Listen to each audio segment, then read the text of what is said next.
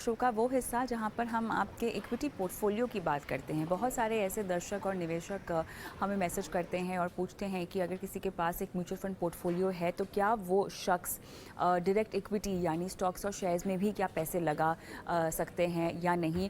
क्या दोनों तरह के पोर्टफोलियो आपके पास होने चाहिए या नहीं होने चाहिए, इन तमाम बारीकियों में आज हम जाएंगे और अपने मेहमानों से सवाल जवाब करेंगे। हमारे साथ मिसबा पक्सा मूसा, सीईओ वेंचर ग्रुप, हमारे साथ जुड़ गए हैं। साथ ही Ashish Kapoor, CEO Invest Shop India भी जुड़ गए हैं। आप दोनों का स्वागत है इस खास पेशकश में। और बहुत ही इंटरेस्टिंग मुद्दा इसीलिए क्योंकि पैसे कमाना हर कोई चाहता है मिसबा, और बहुत ज़रूरी है निवेशकों को सही रणनीति बताना। वही इस शो का मकसद है, वही आपका भी मकसद हमेशा रहता है। पैसे कमाने के बहुत सारे तरीके हैं, बहुत सारे निवेश के विकल्प हैं। इक्विटी की जब बात आए तो शेयर मार्केट और म्यूचुअल फंड्स, जो कि शेयर मार्केट में ही पैसा लगाते हैं, ये जो दो व्हीकल्स हैं, इन दोनों व्हीकल्स का इस्तेमाल क्या हम अपने पोर्टफोलियो में कर सकते हैं? पहले तो शुक्रिया कविता जी का और फॉर इनवाइटिंग मी ये शो के लिए।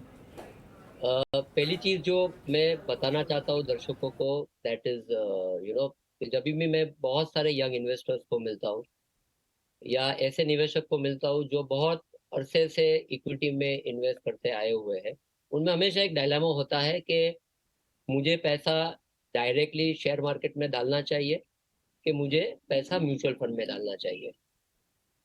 मेरा जो जवाब रहता है बहुत सिंपल रहता है कि अगर आप म्यूचुअल फंड को समझते हो तो बहुत एक सिंपल व्हीकल है जो सिर्फ इक्विटी में नहीं, डेट में भी पैसा लगाता है, गोल्ड में भी पैसा लगाता है, और ऐसे भी फंड है जो हाइब्रिड फंड होते हैं जो गोल्ड डेट और इक्विटी तीनों में भी लगा सकता है, किसी दो में भी लगा सकता है।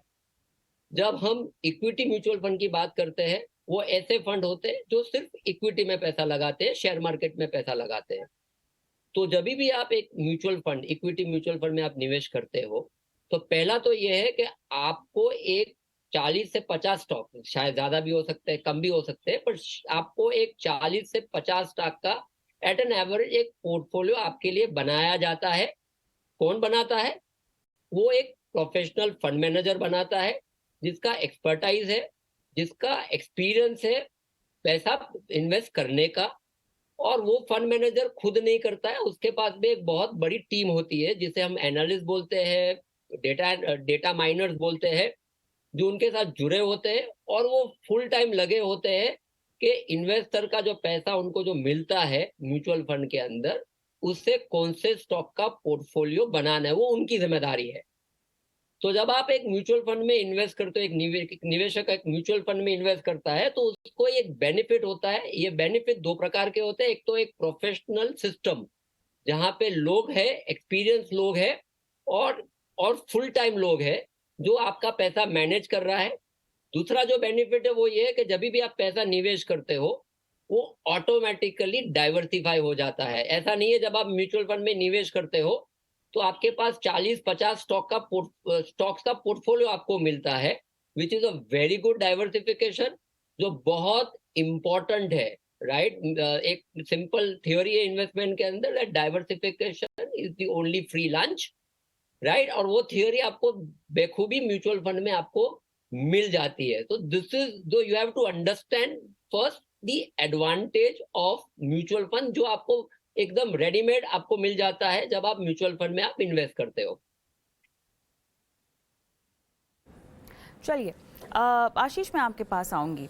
बहुत बेहतरीन तरीके से समझाया मिसबा ने कि किस तरह से म्यूचुअल फंड के ज़रिए अगर आप इक्विटी में निवेश करते हैं तो आपके पोर्टफोलियो में बैलेंस आता है। लेकिन अगर किसी के पास एक शेयर्स का भी पोर्टफोलियो हो, इक्विटी में ही निवेश करने की बात हो रही है, तो क्या आपका पोर्टफोलियो बहुत रिस्की बन जाएगा? क्या आप दोनों तरह के निवेश को अवॉइड कर सकते हैं? क्या दोनों तरह के निवेश या दोनों तरह की निवेश व्हीकल्स को अपनाकर आपका मुनाफा ज़्यादा होगा? ऐसा भी है क्या? देखिए, मैं आपको बताता हूँ क्या है कि पहली चीज़ तो है कि आपने ये डिसाइड करना है कि आपने जो आपकी जमा पूंजी है, उसमें से कितना आपने शेयर मार्केट में लगाना है और कितना बाकी एसेट क्लासेस, जैसे गोल्ड है, जैसे रियल एस्टेट है, फिक्स्ड इनकम है, उसमें लगाना है। उसके बाद जो आपने ये आप खुद भी कर सकते हैं एक्सरसाइज, या आप किसी प्रोफेशनल के साथ को हायर करके कर सकते हैं।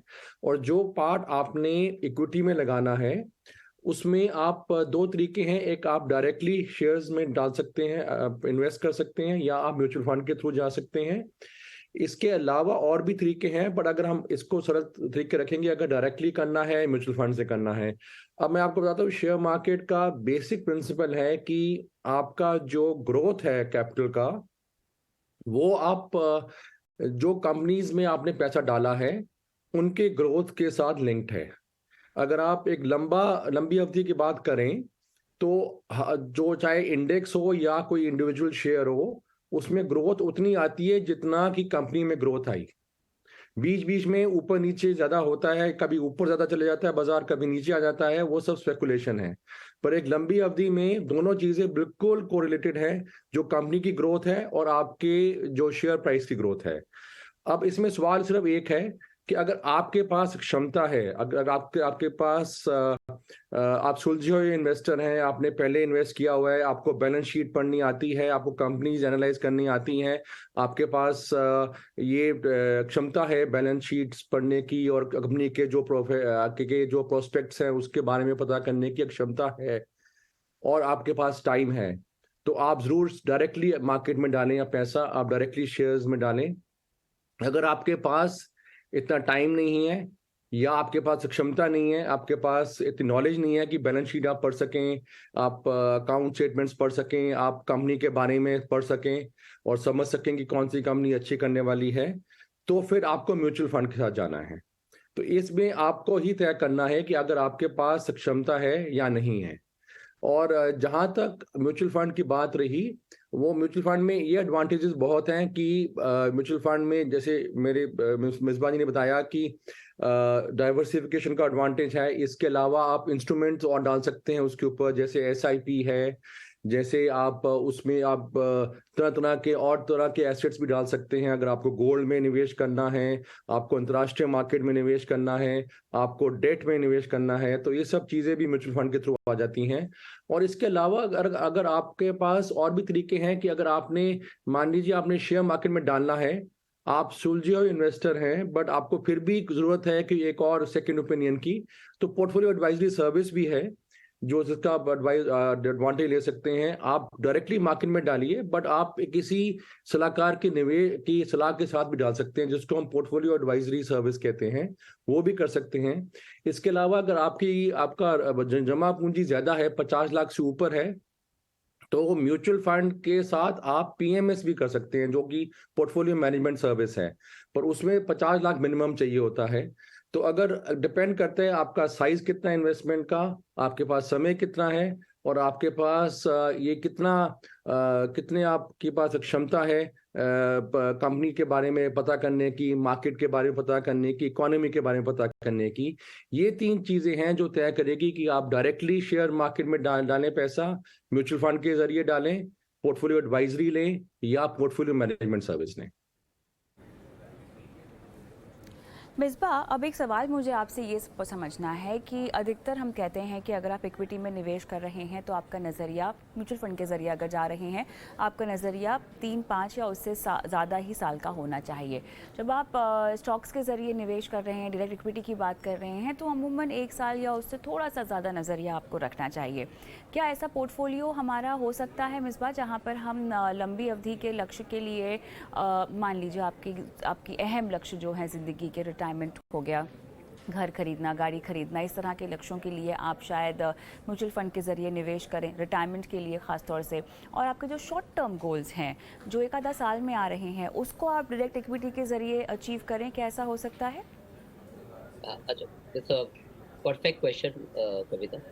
सी जनरली जो मेरा understanding when I talk to people जो आज बहुत डायरेक्ट इक्विटी में इन्वेस्ट करते हैं, उनका जो नजरिया होता है वो शॉर्ट टर्म होता है, एंड उनका जो एक्साइटमेंट आता है, जनरली इक्विटी जो डायरेक्ट करते हैं उनका जो मेरा अंदाजा वो ये है that prima facie mutual fund में क्या है, किसी को दे दिया पैसा, मतलब वो किसी पे छोड़ दिया, वो थोड़ा बोरिंग हो जाता है।